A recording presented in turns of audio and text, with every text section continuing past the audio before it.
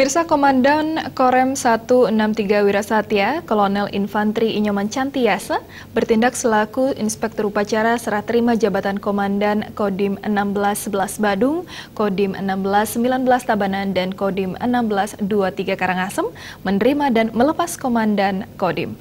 Kepada pejabat baru, Danrem Nyoman Cantiasa berharap dapat menjalankan tugas sebaik-baiknya, dimulai dari mengenal wilayah masing-masing.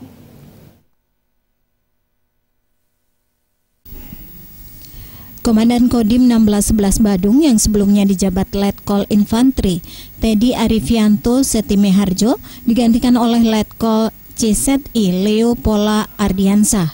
Letkol Infantri Teddy Arifianto selanjutnya bertugas sebagai Dansatdik Pusdikter Pustrad. Komandan Kodim 1619 Tabanan yang sebelumnya dijabat Letkol Infantri Koiril Anwar digantikan oleh Letkol Infantri Herwin Gunawan. Letkol Infantri Koiril Anwar selanjutnya bertugas sebagai Pabandia 1, Binsat Spaban 3, Slapsat Sopsad. Komandan Kodim 1623 Karangasem juga diserahkan dari pejabat lama Letkol ARM RD Eka Wijayanto kepada Letkol Infantri Firman Jafirial Agustus. Letkol ARM RD Eka Wijayanto selanjutnya bertugas sebagai Wasvers Kasdam 9 Udayana. Ketiga-tiganya ini mendapatkan jabatan yang lebih baik, pemantapan. Kemudian yang kedua, pejabat-pejabat yang baru juga orang-orang pilihan.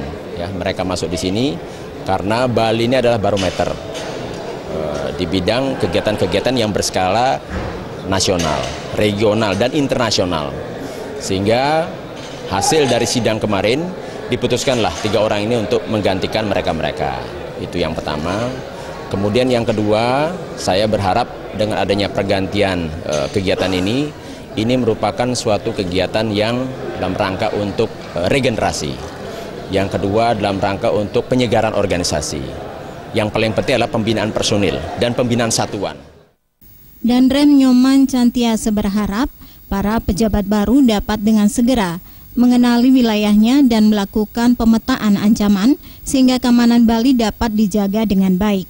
Purnama dan Yudi